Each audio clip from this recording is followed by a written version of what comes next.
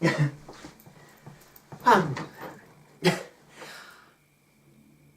here, Finns here. I'm back for another video, and today, once again, it's Eurovision. I've been talking quite a lot of Eurovision on my channel, but it's Eurovision season. I have to talk about it. And today, not a reaction video. It's a sitting down and talking video. Because today, I want to say, God save the Queen in Eurovision for the UK. Yes, there's only 2 days until our national selection goes on air. Basically, there's only 2 days until we find out who will be the UK entrant for Eurovision this year. UK You Decide is about to air this Friday, and I'm so excited. So now the countdown, with countdown, what am I talking about? I'm just making this up as I go along. No, so yes, UK, this Friday, we'll find out who the UK entrant is. There's 3 songs, 6 artists, but only one can win. And I've already, as you know, I've listened to all of the songs, and I did a reaction video. And if you haven't seen me reacting to all those songs, make sure you go and check that out right now. I did 2 parts. Just go and look at that if you haven't, but if you have, thank you. Now, since that video was made, I've listened to the whole of those songs, because when I reacted to it first, I only listened to the first 30 seconds. So since then I've reacted to the whole of all the songs, and I want to give to you my top 6 of the UK songs this year, from worst to best. So this is my top 6 of the UK 2019 Eurovision songs. Okay, so let's start at number 6. I think it's quite obvious to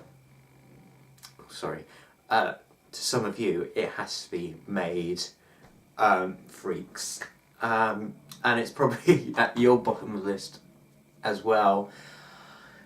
Look, Made, when I first listened to it, I thought it was quite unusual, I thought it was quite weird, I thought it was quite interesting, I thought it was quite mysterious, but now listening to the whole song, I kind of think, yeah, I mean, for me, I don't think the song is good for them. I think 3 of them are very talented. I think some of them are, I think most of them, I think all of them really are in musical theatre. So they're very talented girls, but unfortunately I just don't think this was the right song for them. They're trying to have their own spin of it, but it just doesn't work. It's just, the whole song actually, it's a 3-minute song, but it sounds like 15 minutes, or even longer really, when you listen to it. It's just a bit, there's no build, and I do love a good build in the song. It's just a bit, my only hope with it is that maybe live they could do something incredible with staging. But this reminds me of Jamie Lee and Ghost. Interesting staging, but that song was a bit dull and boring. Same with Made. I feel sorry for the girls because they have been given a lot of hate and a lot of stick, but at the end of the day, it's just not good. Now let's go up. Let's a bit more positivity now.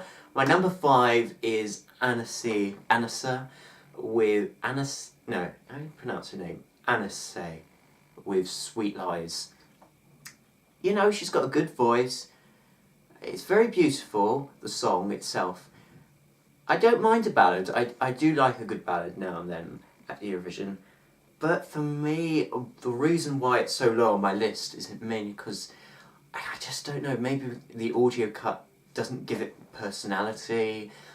It's just, with ballads you've got to have like an emotional element, and I think that the song itself struggles with that emotional element to it. I mean, obviously the song wasn't written by her. I think that takes some of the heart away. Obviously, it's like a real pop song that's been stripped back. Well, obviously it has, because Carrie Ann's version's more pop, and this is the stripped back, and it just doesn't have emotion for me, unfortunately. Nice voice. I can just imagine her with piano, fog on the floor, you know, like Norma John and Blackbird, kind of that staging. I mean, if it does win, then maybe the UK, the BBC could really revamp the song. But as it is now, I just think it's not my favourite. It's number 5. My number 4 is Jordan Clark, Freaks. I actually, I don't mind Jordan Clark's Freaks. I think, actually, compared to the other Freaks song, this feels like he's made it more, like, friendly, you know.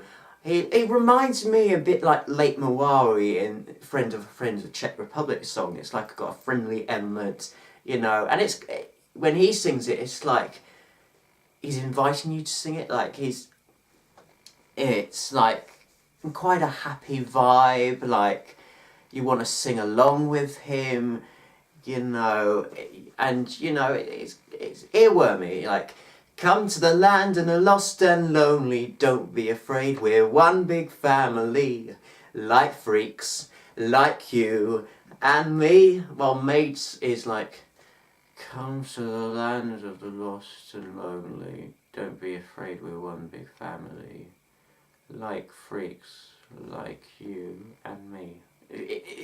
You see, it has more personality than May's. And Jordan seems like a nice guy. He's got a good personality. It reminds me a bit like Suri last year. Nice guy. I don't think it will win the national selection, and I think it might struggle at Eurovision if it does go, but it's a nice song. Now these 3, I think, have got a good chance of winning this national selection. My number 3, and it's been a real grow on me, my number 3 is Holly Tandy, Bigger Than Us. Now, when I first listened to it, I didn't actually think much of it, but listening to the whole song and the last few days, actually it's really grown on me. Yeah, I actually really like it. I wasn't sure with the guitar at first, but maybe because I listened to that second after Michael's song. But actually, listening to it now, it's actually quite nice. It's country pop, but I think it's country pop done well. I think it's something the UK hasn't sent ever, country music to Eurovision, so it'd be quite different if it does go. I think it's quite a nice build, actually. And yeah, I actually quite like it. It's not bad. It's Holly, and she's the youngest, so yeah, I quite like Holly. I think her song's alright, actually. It's not bad. Yeah, that's what I have to say about Holly. My number 2 has to be Michael Rice, Bigger Than Us. Although Holly's song has been a grow on me, I think Michael is still better with Bigger Than Us. I think, yeah, I know it's still, a lot of people said it's like X Factor winner's song, but it's just not a bad thing. It's better than the Voice winners song. I mean, what's happened to all the winners of the Voice? Anyway, I digress. Michael Rice, actually, power ballad. He can deliver it live. I guarantee you, he will do it really well live. The gospel sound is actually not too bad. I know you can only have like 5 vocalists. Well, you can only have like 6 people on stage, so 5 backing vocalists. Who knows what's going to happen, but I really like it. I loved it when I first listened to it. I think it's still a good song. I really like it. He's got potential to do well. I think if it's staged right, I really like it. So well done, Michael. But my number 1 UK song from this selection has to be, without a shadow of a doubt, Carrie Ann's Sweet Lies. Keep telling me lies, keep telling me sweet, sweet lies, keep giving me highs, keep giving me sweet, sweet highs, keep telling me lies, keep telling me sweet, sweet lies, do do do do do. It's such a fun song, it really is. You know, I know like a lot of people say it's dated, it reminds me of the 90s, but who cares? The 90s had such great songs, and you know, it's such a fun song, and I know it has been. It does remind me a bit like Sigala's "Sweet Lovin'." Sweet, sweet lovin', lovin'. It sounds similar, so I hope it doesn't go down to plagiarism. But saying all that, it's still a fun song. It's still a upbeat dance song. I really love it. Every time I listen to it, I really want to dance to it. It makes me feel happy. I think if this goes to Eurovision, then a lot of people would love this song. A lot of people would like to listen to it over and over again. I hope Carrie-Anne doesn't mess up the vocals live, but I think she won't. I think she will sing good live. I don't think she'll mess up the vocals. Fingers crossed. Please, Carrie-Anne, don't mess this up for the UK. But no, I think this is a fantastic song. I really love it, and you know what? A lot of people would love it. I think it's jury friendly because it's radio friendly, and that's what the juries love. I think televoters will get it because it has that fun vibe to it. It's a lot of people would love to listen to it, and if it gets a good spot in the running order, then in the final, then if it does go to Eurovision, then hopefully, then who knows? I might go out on a limb and say it might win, but it's got potential, and yeah, and if it stays right in the national selection, and I really, really hope so. So yes, I really hope Carrie-Anne will go to Eurovision. If she doesn't, then we're all doomed. The UK is doomed at Eurovision. Michael Rice and Holly Tandy are, I think, the only two, and maybe Jordan Clark, have potential to have good results in the UK in Eurovision, but Carrie-Anne is the only one for me that is shouting winner's vibe. Well, I know I might go a little bit too far saying she's going to win Eurovision, but I think she'll get the best result for the UK out of this bunch. I think it's a fun song, it's a fun atmosphere, it's a fun vibe. I think a lot of people would love to listen to this on loop. I think this is the right crowd for Eurovision. I think if it's not, the staging's not too over the top, I think it will do really well. And yes, I'm really hopeful for it. So yes, please, Carrie-Anne, don't mess up the vocals like Asanda did. Please, Carrie-Anne, please, we need you at Eurovision. So yeah, I've got my fingers crossed. But I'm so nervous, I'm so worried it's just going to go downhill. But no, it's going to be alright. Just hope the juries will keep it in. Just fingers crossed. But yeah, that's my opinion of all the 6 songs. I know the UK, a lot of people said, there's a lot of X Factor rejects. I don't like calling them X Factor rejects, first off. I think they're X Factor former contestants. And secondly, I'd rather have an X Factor reject than a pop star who mines all their greatest hits. At the end of the day, it's the Eurovision Song Contest, and the song counts the most than the artist, in my opinion.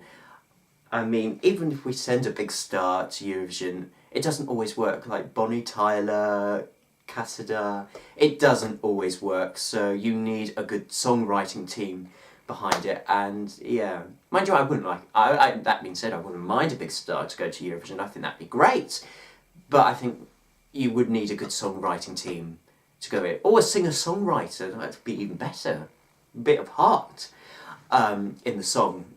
But yeah, but what I do like about this new format for the national selection is, though the artist didn't write or choose the song, they still had the choice what they would do the song. Like, they composed the music, whether they should have had it as ballad or a pop song.